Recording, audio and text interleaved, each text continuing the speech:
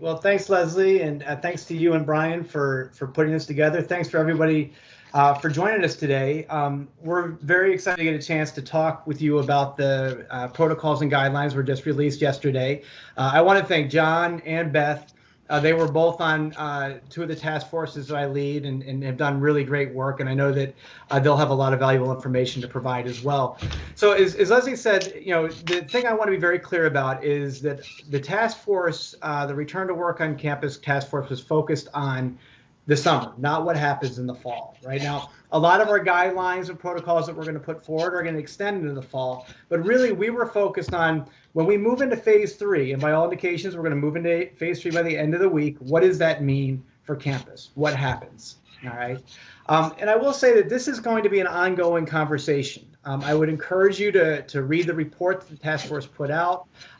Brian and Leslie put together a wonderful webpage for us. It's got a ton of FAQs on the page. There's toolkits for supervisors and employees. But the work group recommendations are going to evolve as more public health information becomes available, right? This is not a static situation. And I'm sure that we'll be regularly updating our guidelines. Just as one example, when we move into phase 4, eventually, for instance, that will make us go from having to have 10 people in a group to allowing 50 people, right? So there'll be updates as we move along. When we put together these guidelines and protocols, we consulted both internal and external public health experts. We looked at numerous documents, but I know that we haven't thought of every situation. And we're going to be looking to you to help us identify holes that we might have.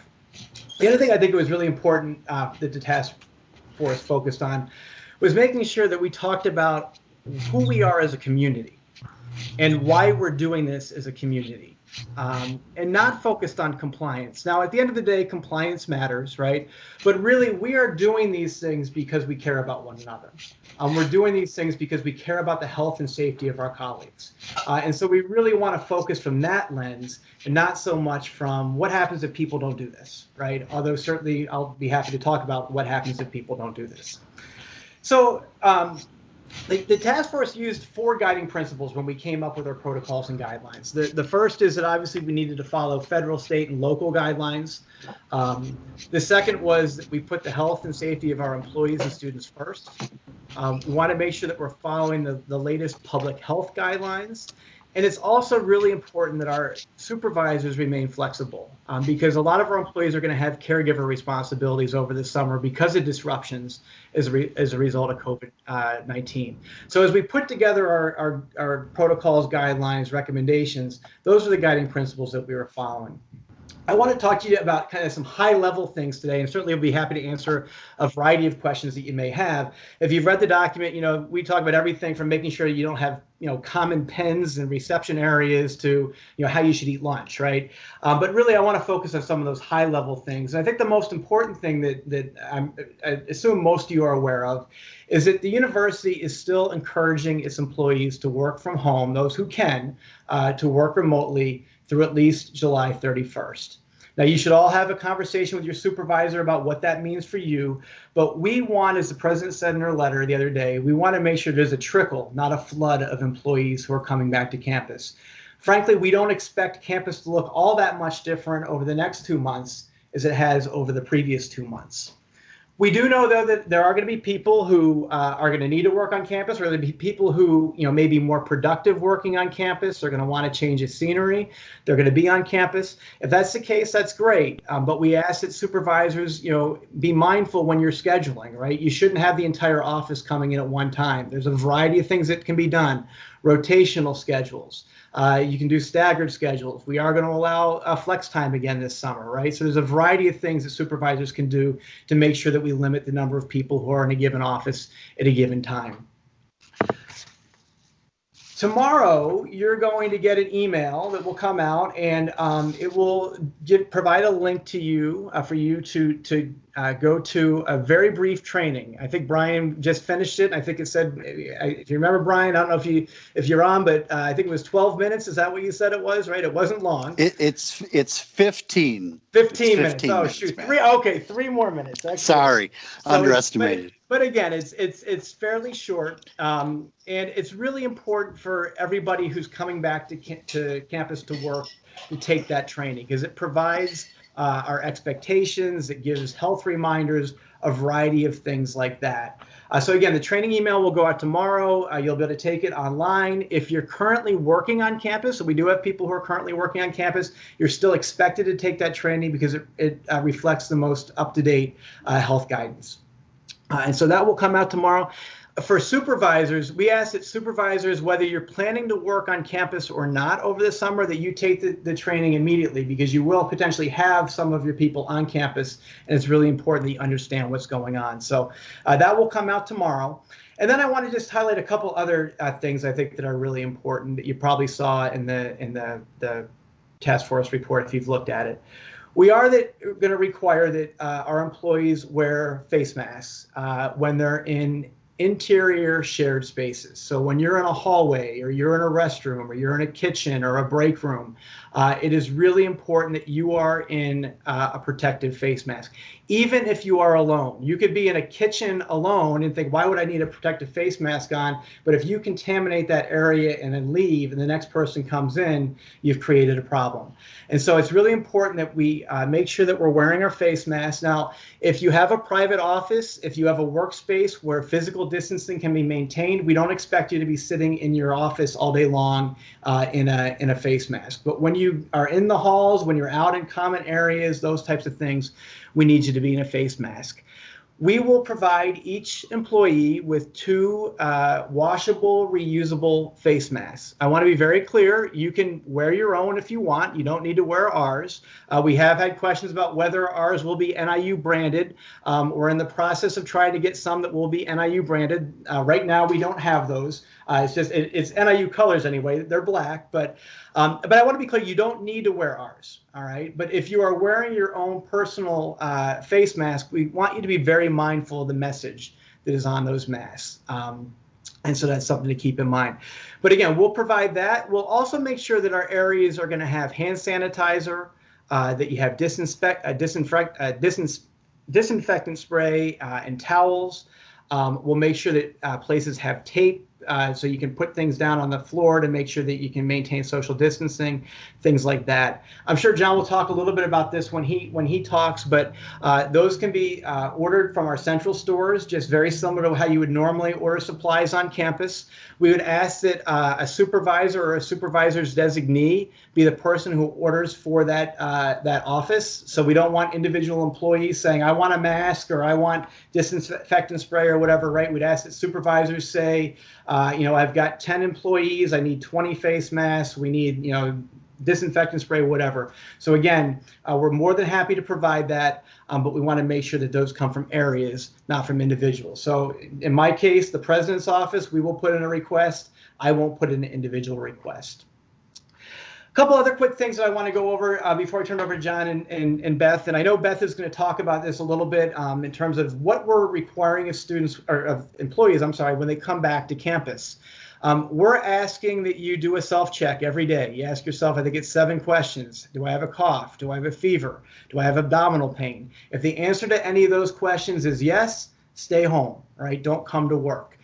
We can talk about you, and people will probably ask, did you consider doing things like temperature checks and that type of stuff? Did you consider having a self-screening app? We did consider all those things. We thought that this was probably the most effective thing to do. Another thing that people have asked a lot about is, well, who cleans those common areas? And John will talk about this a lot, but it's really important that you understand that cleaning is a community responsibility. And I can tell you right now, if the president uses the copy machine, the president's cleaning the copy machine, right? And so it's really important that, again, we're a community. We work together as a community. We all chip in. A lot of people say, well, what happens if people don't wear a mask or don't practice social distancing? Again, I want to talk about employees here. Students will be a little bit different. But if you have an employee who's not following those guidelines, we'd ask you to reach out to your supervisor. The supervisor should work with our employees who are not following the guidelines. If they continue not following the guidelines, they'll be sent home. there could be corrective action that is made. One thing that we would ask, although certainly if you get to a point where something gets heated or you feel threatened, by all means call our police department, but you should not call our police department if you just see somebody on campus walking on by without a mask on, right? We want to make sure that our police don't get inundated with phone calls on that. And the last thing I'll say, and again, I'm sure Beth will talk about this far more, and she's frankly far more qualified to talk about it than I am, but the best way to make sure that we stay safe is to make sure we're washing our hands, we're wearing our masks, we're practicing social distancing. You know, all the other things that we talk about, I'm very proud of the work that the task force did. I think it's a very strong group of recommendations. I can tell you we're far ahead of a lot of our sister institutions in terms of what we're doing and what we're asking of our employees. But, you know, the way that this virus is transmitted is through close contact for significant periods of time, right? We can talk about what you should do on an elevator, but it's going to be very, very, very unlikely that you're going to contract COVID-19 by pressing an elevator button. What's going to be far more likely is if you're not practicing good hand hygiene, you're not wearing face masks, and you're not practicing social distancing and making sure you're 6 feet apart. And so if we can do those things, we can make sure we protect our community. And how we do this now will have a huge impact on the success of our university going forward in the future. And so I'm really thrilled that we have such great participation here today. I will stop there. There's a bunch of questions I know, and I'm thrilled to answer many of them, but I want to make sure I turn it over to John and then Beth so they can give some information as well. All right, thank you, Matt. Let me just go over a few things that I want to emphasize. Maybe this will head off a few questions, but cleaning efforts, PPE and related supplies are going to be made available, and our efforts to incorporate physical distancing in the buildings or in your work areas. So let me just summarize these three topics quickly. Cleaning and disinfecting. It's going to be a major prong of our strategy for preventing the spread of the virus. And as addressed in the guidance document, the building services cleaning efforts are going to focus on the common areas predominantly to ensure that these higher traffic areas and the high touch surfaces that they have are addressed regularly. However, we really need all hands to be required to have an effective overall cleaning effort. So we are expecting everyone to chip in and do their part, particularly for their own workstations and their individual offices. And we're going to make supplies available so you can do some of those basic cleaning needs. Let me emphasize that I'm not expecting you to vacuum your own floors or mop your own floors and things like that. It's just talking about basic sanitation for your work surface and environment right there.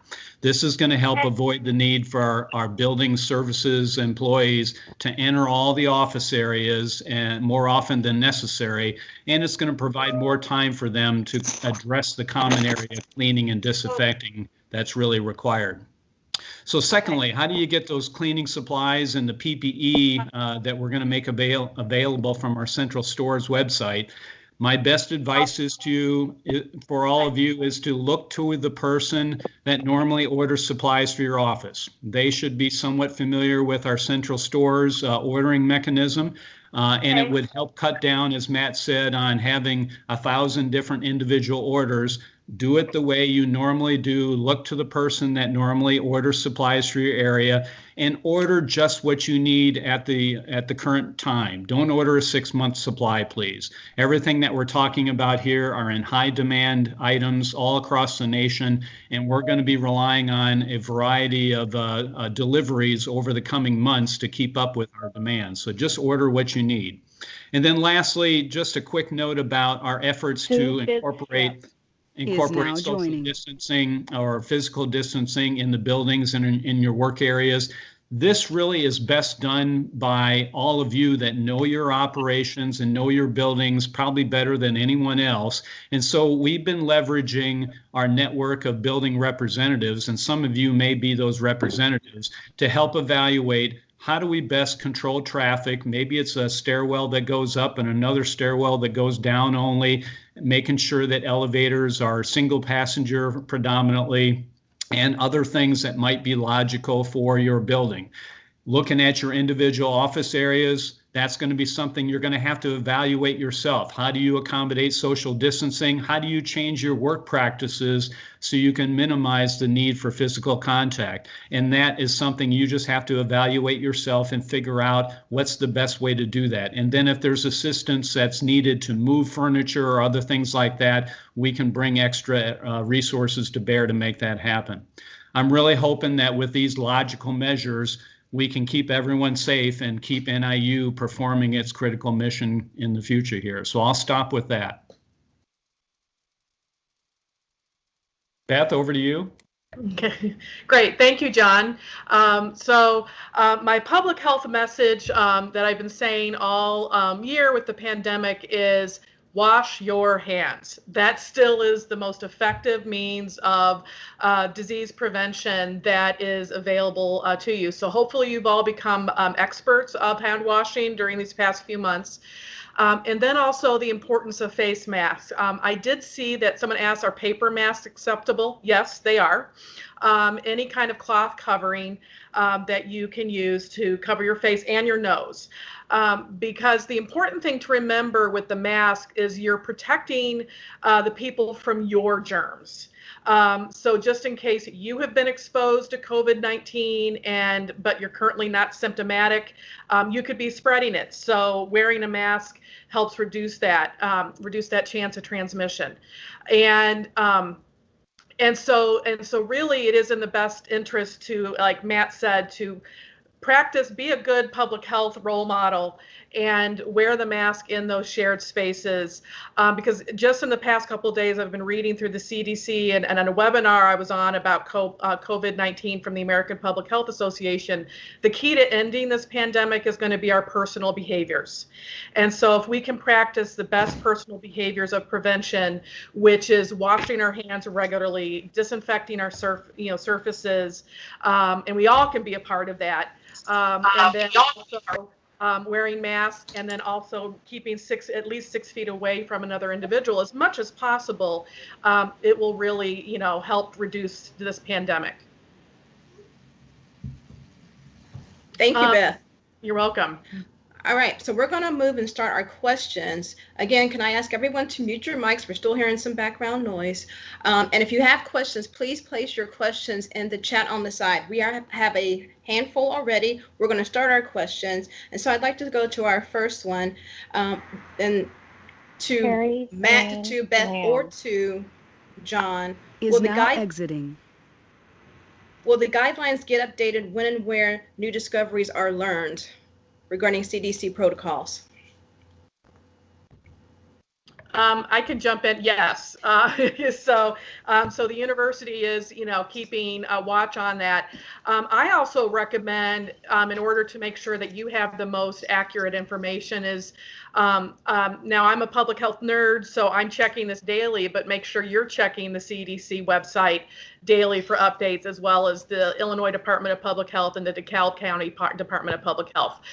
Usually all that messages are going to be similar because they all coordinate, but we want to know what's happening. So that's going to be the most up-to-date information. But note that we are looking at those same websites and updating the protocols as needed. And another thing to keep in mind, remember, this is a new virus in the human population, so we are learning as we go. So I know it's been so frustrating having all the changing messaging over these past few months, but it's because we're learning more about it every day, and we're going to learn even more a year from now. We're going to know even more about it. So please be patient and keep checking those reputable sites, and also our Keep Working website.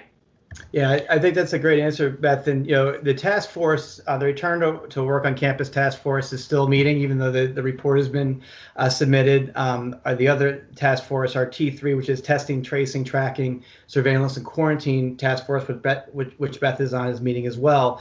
And as I said, this is not static, right? This will be something we're constantly going to be monitoring. We're constantly going to be updating. President Freeman, as many of you know, is on a statewide task force looking at reopening college campuses in the fall. They likely next week or the week after will have a variety of information that will come out as well. So it's something that that we'll constantly monitor. If you think about where we were 2 months ago, right, and think about how much has changed in 2 months, and now go out 2 months from now, think about how much more could be changed by then, right? And so there's constantly new information coming in, so we will make sure that we are constantly monitoring that. The next question we have is a question that regards to the outreach campuses. Will they also be able to get the mask and supplies? Absolutely. Okay. Yeah, and I'll jump in as well. We've seen that question before, and we have deliveries that we can make out to the outreach campuses. So that just needs to be coordinated with our central stores, and we'll do the best we can to get the deliveries out there as quick as we can. We have a situational question. If an employee sits by the door where people go in and out and staff go past, do they need to wear a mask all the time? I would say ideally, yes. It's not going to be the most comfortable. I know because I wear glasses and my glasses steam up while wearing the mask. But if you're in a high traffic area, first off, I do what John's recommended. Can you redesign the workspace? Can you remove furniture to kind of give a little bit more distance? If that's not possible, then definitely would wear the mask, and also consult with your colleagues to see, is there a way that maybe you could limit the number of people at a time, remind people to come in one at a time. So we are going to be challenged initially on how to keep the minimum number of people available. But if you can't move furniture around, then I would think about, I definitely would wear the mask. Next question. Will employees be able to bring their own cleaning and sanitizing products for their own areas, or are they only allowed to use items which are supplied by the university? Yeah, I'll take that question. I really don't have a problem with employees bringing in their own cleaning materials. Keep it simple, keep it retail type materials so they're not highly caustic or anything like that. But anything would be helpful. There's just an all hands cleaning effort, and anything you can bring in to help clean your own workspace is going to allow us to spend more time on the common areas, like I said. Yeah, John, you want to talk about the difficulty, and one of the things we're trying to do is make sure we get disinfectant wipes as well, but they are very, very difficult to find right now. So obviously if people want to bring those in from home, that's great, but that's something that we're constantly monitoring, right? Exactly. That's a good example of something that we're having a hard time finding at the corporate level. And I've found it at the retail level, but it's hard to get in large quantities. So sanitizing wipes is one of those things that's just hard to find in large bulk items. So it may be something you want to bring in just to address your individual work area. And we're going to continue with that until the market and the supply system is able to catch up to the nationwide demand. Thank you. There's a question of, will all campus buildings be unlocked while we are still in this period of transition, or will they remain locked? That's a good question. I'll take that as well. That's something that we're going to try to figure out. I don't quite have the answer to that yet. One of the things that we're going to try to figure out next week is how many offices are going to be open. And that will help us determine, well, how many buildings do we need to make sure the doors are open, so we're not opening too many and creating a security concern. So I think there's going to be some learning curve that we're going to go through in the coming weeks as we figure out which offices are going to be open and which ones are going to continue to operate remotely. So bear with us. If we make a few missteps, we'll get out there and open doors as we need to and accommodate the best we can. Brian, I see you have a question. Yeah, I was going back to the building question, Leslie, but you asked it. But there was a question for Beth. I have seen conflicting information on face masks not stopping the spread of the virus. Have you seen data to confirm this?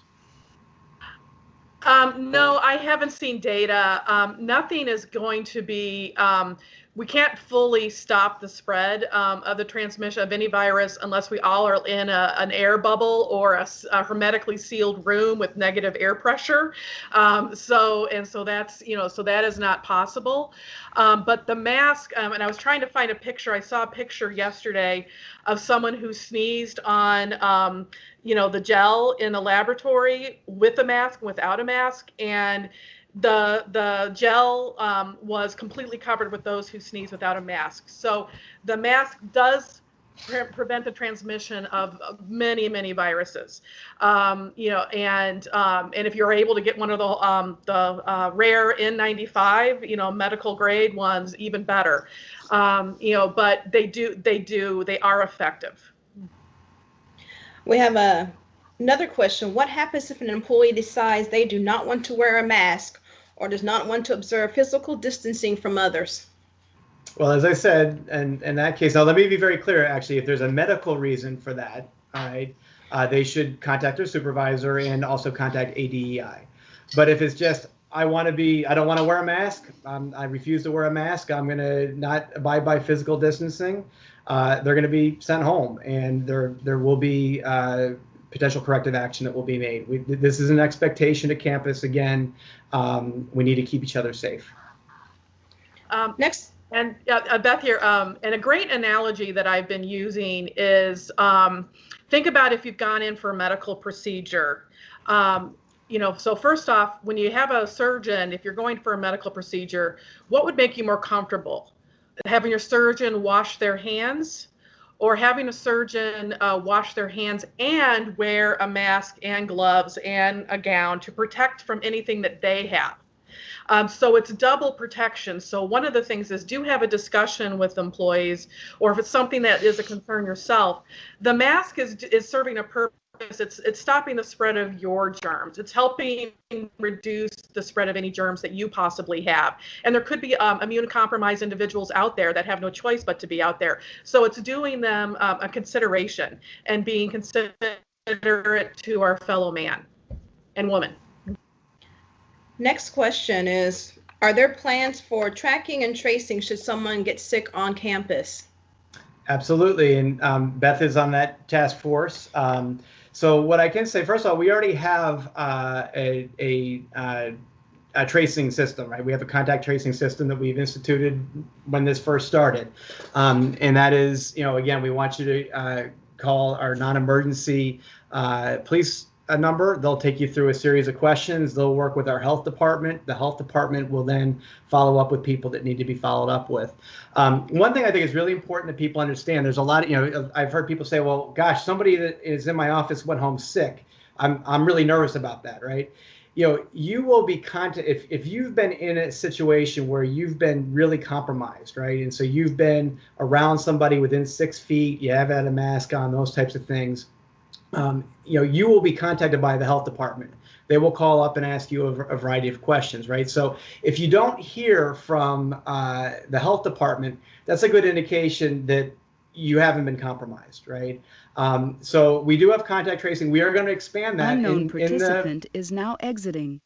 In the fall, is we bring students back to campus, right? So we bring more employees back to campus. I think we're going to be using our students and working closely with the health department to do that contact tracing. And so I will say Cindy, who's the head of the DeKalb County Department of Public Health, has been wonderful to work with. In terms of testing, we're still in the process right now of walking through that and looking at what that might be. What I will say, and Beth certainly can speak about this more than I can in some ways, but testing's more available now than it once was. When we first started this, we were getting a ton of cases where people were calling and saying, I'm presumptive COVID-19.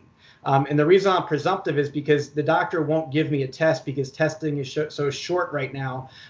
They're just telling me to stay home and act like I have it, right? We're not seeing that quite the same way. But that is one of the things that the president's task force that she's on statewide is looking into as well, is what will be the testing protocols and things like that. So testing, yes. So testing is more available. We are not requiring every employee to have a test before they come back to campus because it's a point in time test. So because you could test negative for it when you initially come to campus, but then through exposure or whatever, you'll get sick a couple of weeks later. And so if you are, so one of the things to think about with testing too is you don't get tested for everything. When you go to the doctor, if you're showing signs and symptoms of a disease. So you will need to contact your healthcare provider, and they will make the call to have the testing done. And then they will let you know where to get the testing done. If it's at the local health department or if they're able to do it through their office, they'll have that information. All right, thank you, Beth. Mm-hmm. The next question we have is, for reception areas or places that are high traffic, will they be able to receive protective screens like we've seen in Walmart, grocery stores? John, I think that might be for you. And I've seen a couple of people ask this. So will that be available? Sorry about that. I got kicked off somehow. Yeah. That's all right, Matt. I came back for the infamous plexiglass question. Is that what I heard? Yes. Right. All So right. I think we wrapped up the last Yeah, question. you handle that one. So that is something we've been evaluating. The plexiglass has been a tactic that's been used, and you've seen it in grocery stores and the like, where there's high traffic and an interaction with someone handing over money to pay for things and the like. So we're focusing on those areas of our operations where we have a similar sort of transactional high traffic area, and that's where we're focusing that sort of preventive measure.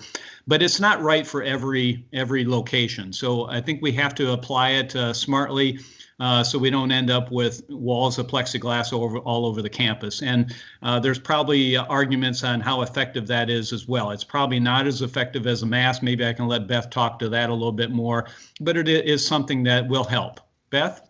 Yes, really those barriers that you see, and you've seen them at salad bars and buffets, it's really a physical reminder to be careful. And so yes, it does, like when you're at a buffet, it does prevent, like if someone accidentally sneezes or coughs, it will catch those germs. But again, as I said before, the only way we would not be exposed to a virus if we were all sitting in these cubicles, sealed cubicles with negative air pressure and all of that. So, and so again, we have to be very, and the plexiglass won't protect you all that much. What's actually most effective, again, is wearing a mask and then keeping that 6 feet minimum distance as much as possible, and then washing your hands. So again, if you can think about your space and work on moving the space around if you can, that would be fine. And I know too, I was looking at the website, there's great documents that you can print off and put, and I would do like you do in the grocery store, it's the 6 feet of space reminders, signs on the floor that you can use to remind people to keep 6 feet away from each other. Yeah, Beth, one thing I wanted to just make sure people know too is that on the website that we put together, there is signage, all sorts of different signage that have been put together that you can download and post in your areas. So I just want to make sure people are aware of that as well. Next question I've seen a couple of people ask is in regard to the buildings, and are heating, cooling, the ventilation in the buildings, is that able to handle the current situation with the suspected virus? Can we spread that through offices and the buildings? Yeah, I believe our ventilation system is going to be able to handle it adequately. The virus, as we've been learning, is not a strong virus. Once it gets out, it's very vulnerable to die off. And our ventilation systems are typically exhausting out and bringing in fresh air. And it's not doing a lot of recirculating in most of our buildings. So I don't think that's going to be a major concern. Again, if you can social distance and make sure you're wearing your mask, that's going to be 90+% of your protection. And we're going to continue to monitor where we have building concerns, but I don't think that's going to be a major culprit in our defense against the virus. Next question we see is they have a couple of questions asking about, will departments be charged when ordering sanitizer through central stores? Yes, on the supplies that we're going to make available through central stores, for those of you, this is going to get a little technical. For those of you that understand that your general revenue operations, those supplies are going to be made at no cost. For those of you that know your auxiliary operations, we're going to charge the auxiliary operations appropriately. But that's a minor portion. It's housing, it's dining, it's a portion of athletics. The vast majority of the university is going to be general revenue, and those supplies are going to be made at no cost, centrally covered. All right, thank you, John. The next question we have is another situational question. We saw there's advisement for break rooms, kitchens, microwaves, refrigerators not to be shared and used. If an employee is on campus during this time and they need to bring in food to those areas, but they're being advised not to use them, what should they be doing? Well, let me clarify that. We didn't say don't use them, right? So if you've got a communal refrigerator, by all means, come in, bring your food in, put it in the refrigerator, take it out for lunch. And, we don't want things staying there for too long. What I would discourage is using things like creamer and that type of communal stuff. But it's not that you can't use those refrigerators. You just need to make sure that you're using it appropriately. Same thing with microwaves. Coffee machines are a little bit different. Now, again, if you have your own private coffee machine, your own public personal coffee machine, that's not a problem, right? What we're concerned about is really where people are congregating. So we would ask that, if you're eating, you go back to your desk, or you go outside and you eat in a socially distant manner. But again, using refrigerators is not a problem. You just don't want to make sure that you're cleaning up after yourself. We don't have food staying in there for a long period of time, that type of thing. Beth, from a public health standpoint, I don't know if there's other things you want to add to that. Sorry, I was reading like all the messages. Yeah, and all of that. There's a good chat going on. And so what do we want to address? Food in the kitchen. Food in the kitchen. Yeah. You did cover it all. I would just say make sure to wash your hands before and after you eat to reduce the spread of germs. I know it's going to be hard. You can probably still sit in the room as long as, like, if you have a big enough room where you can be 6 feet away from each other, or go outside and then sit and picnic outside if you want to. That's also a possibility. So just, kind of start, our creativity is going to be challenged as we do this over the next few months. But yeah, there's no worry about sharing, spaces. And also too, like microwaves, I'm like, oh yeah, I've got to think about a microwave. Do I have a spare microwave? I might bring that in, so because again, we just don't know disinfection and we only have so many, janitorial staff that can help. Yeah. Thank you. I see another question here in our chat box about a concern with people who forget the 6-foot distance. How can we address people to stand back if we do not have plexiglass for busy traffic? There was a concern that this virus it's actually a Beth question. Beth, can this virus be passed through the eyes if a person sneezes or coughs where the mask is not covering? Yeah, it can be. It is spread through respiratory droplets. So again, that's why we want the mask being worn and at least 6 feet of distance between each other. And so I would frame it. It's all about how you deliver the message, and try to do it in joking, like, oh, hey, remember, we got to be 6 feet apart. Make sure, can you stand on the sign to make sure that we're practicing social distancing. And if the person gets argumentative, ask for help. And then remind them that we just want to keep everybody from getting sick and everything. And so, yeah, so I would say keep it with, I love to use humor. If you can use humor, but just keep it light and keep it, as gentle as approach as possible. Yeah, I think that's really good advice, Beth. I was literally just going to say something that one thing that I think two offices may want to consider is, now, again, we're expecting that our employees are wearing their masks. We're expecting that visitors, people who are doing business with the university, are going to be required to wear masks. But maybe you have a student or somebody who comes in, has forgot their mask or whatever. It would be good for, I think, a lot of offices to have, and John has these available through central stores, just a handful of disposable masks, right? So you've come into my office, I work in registration of records, you've come for a transcript or whatever, you don't have your mask on, I have a mask here for you, I'm gonna ask you to put that on. So, we have that capability available as well. We have another question. Do we need to notify someone of how many employees are returning to our various office buildings? Yeah, that was Mary's question, Leslie, and I think that's a great question and something that John and I just talked about today. I think that would be helpful. And John, you had kind of a way to get at that a little bit through mail distribution and things like that. Is that correct? Yeah, that's going to be a challenge, of course, just trying to make sure that we don't try to go to offices that aren't open. So if you can find a way to feed that up your chain and maybe to the dean level so we can consolidate that a little bit, it would help us understand which offices are open and which ones should be getting mail services or other deliveries. It would be helpful in that regard. Yeah, and your vice presidents and deans and division leads should have a sense of kind of who's coming into work and that type of thing as well. So, but yeah, it will be helpful for us to get an understanding of who exactly is on campus. Again, I want to reiterate that we are encouraging people to continue to work home through July 31st. But again, if you have people that need to be on campus or want to be on campus or whatever, it would be helpful for us to know, who's on campus. I say in the meantime, we're going to continue to hold mail until offices notify us that you are open. So your mail's not going to get lost, but please let us know when you want us to resume delivery. I see another question about flushing of water heaters and water fountains. Will that happen before employees come back? I'm a little confused by the question a little bit, but water fountains will get cleaned as they normally would.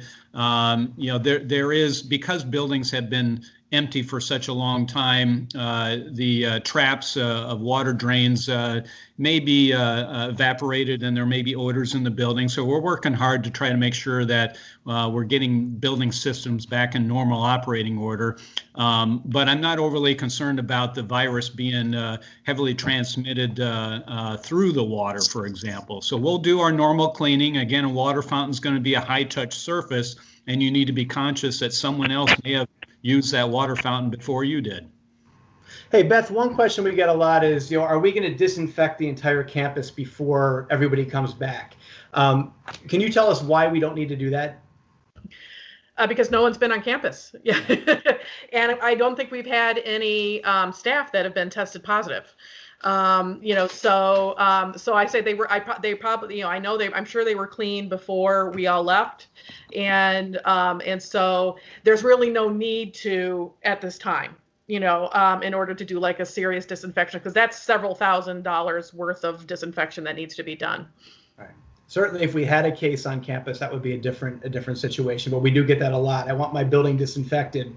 There's not a need, from a health standpoint to do that. Yeah, just to emphasize that, my understanding, the virus pretty much dies within a few days on any surface. So. And again, the best thing that you can do to protect yourself, again, is wash those hands. It really seems strange that it's so simple, but it is the most effective means of disease prevention. There was a question about the buildings that have been closed, that the air conditioning system had yet been turned on. With people returning to work, or would the air conditioning be on in those buildings or adjusted at all? They should be, unless you come back to a building and surprise, we're always surprised by some building systems failing in some regards, but the building air conditioning has been in transition over the past few weeks, ever since April, and the temperatures started to warm up. So, and we do that not just for people's comfort, but also for humidity control. So yes, we're monitoring that and making sure that the buildings are ready. We have another question on the side. There are some buildings which have been used over this time. Gilbert Home Student Center.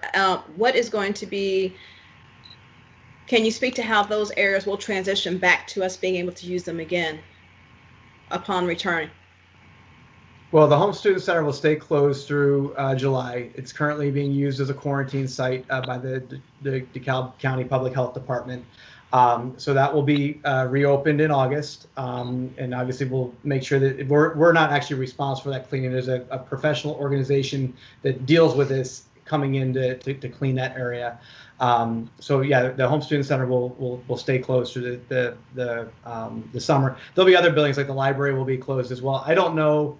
I mean, Gilbert is a residence hall. I don't think we have anybody in Gilbert right now, but the residence halls would go through the normal cleaning, John, right before we bring students back to campus.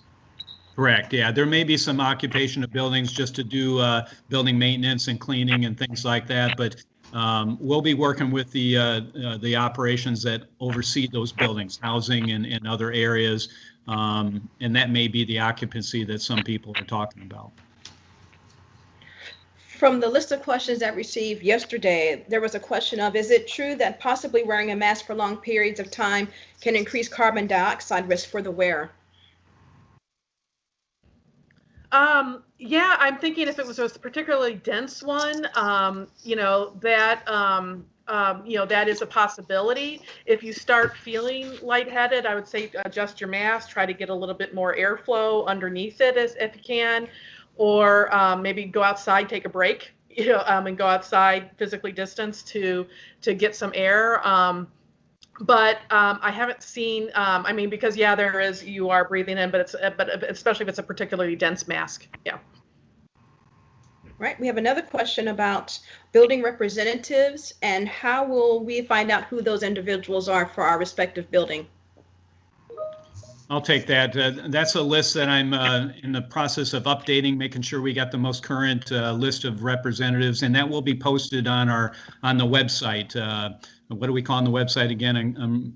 Return to Keep Work. Working website. Yeah. Keep Working website. So yes, that will help us get more information out there of who these reps are. This has been an evolving network of representatives that predominantly started as people that liaison with the facilities team, but we found a new role for them in this environment to help us coordinate our life to return back to work here. Thank you, John. We have another question. I'm sorry, I skipped over it, Linda. I didn't see it because we had so many coming in.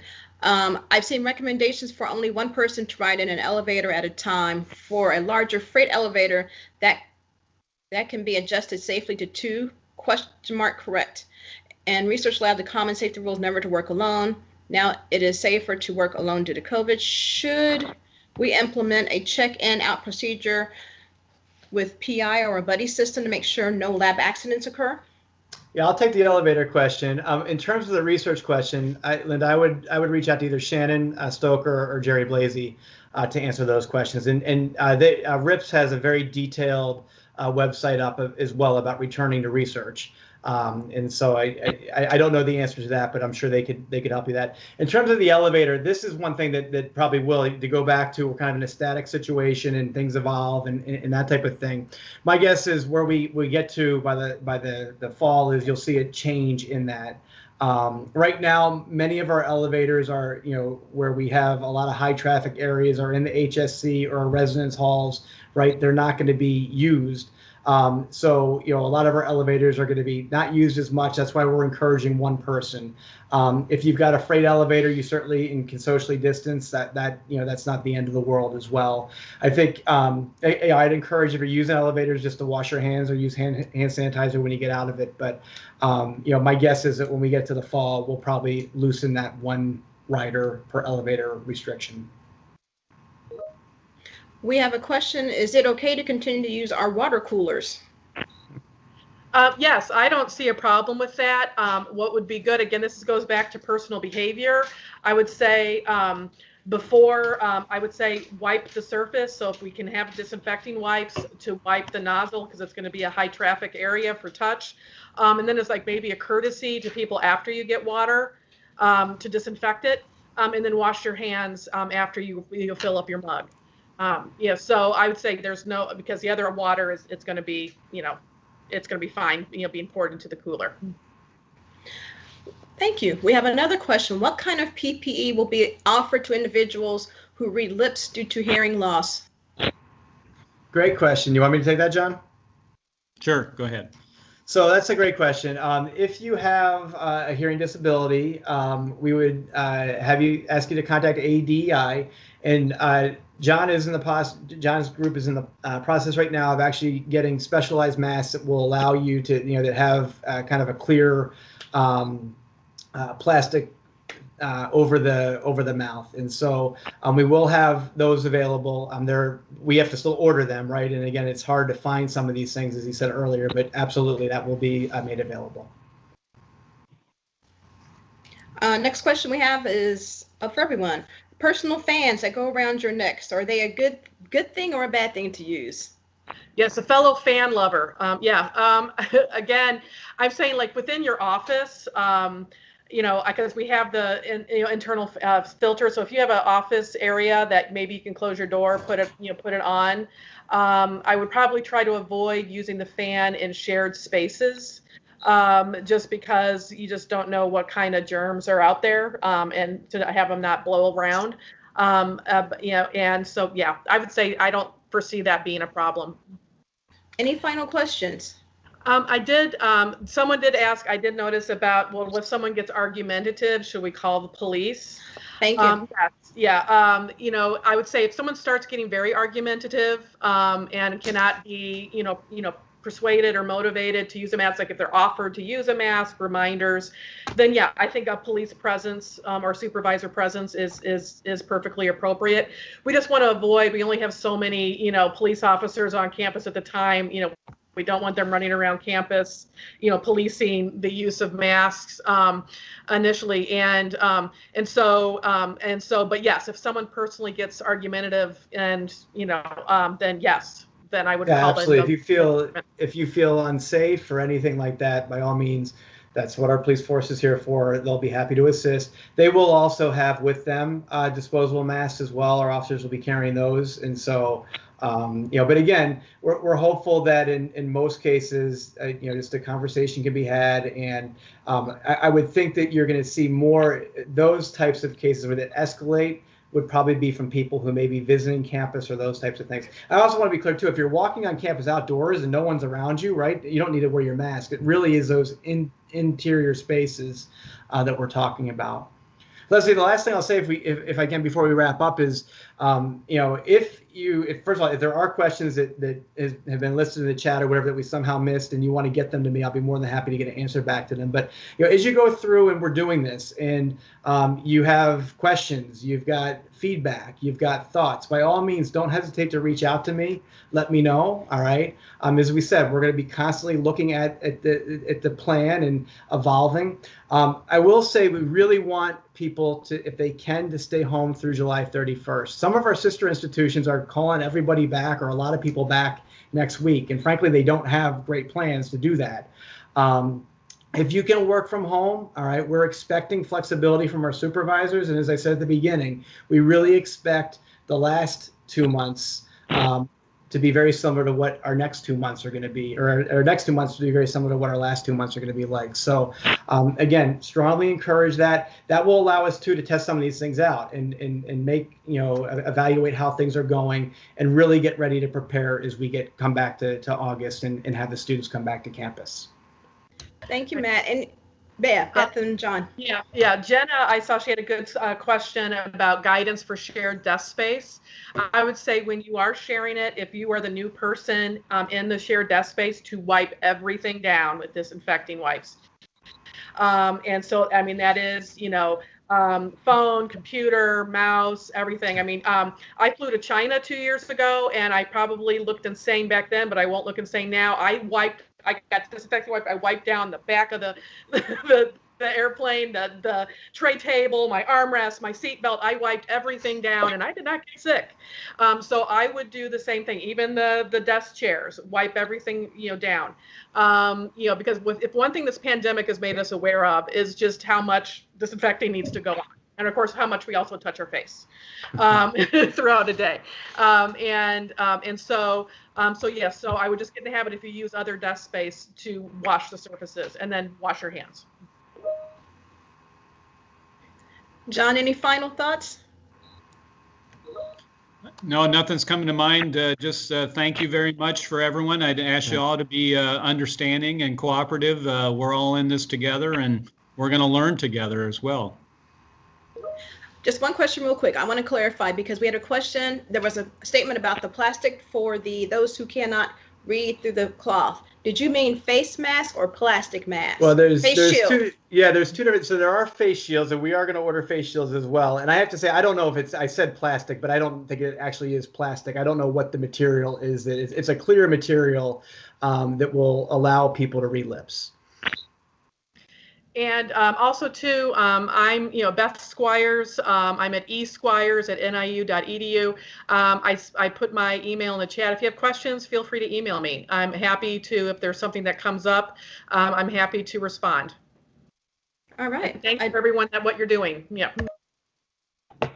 I don't see any other questions at this point. And so I want to thank, again, our panelists, Matt, and John and Beth for being with us today. I want to thank all of our participants for sitting in and joining us.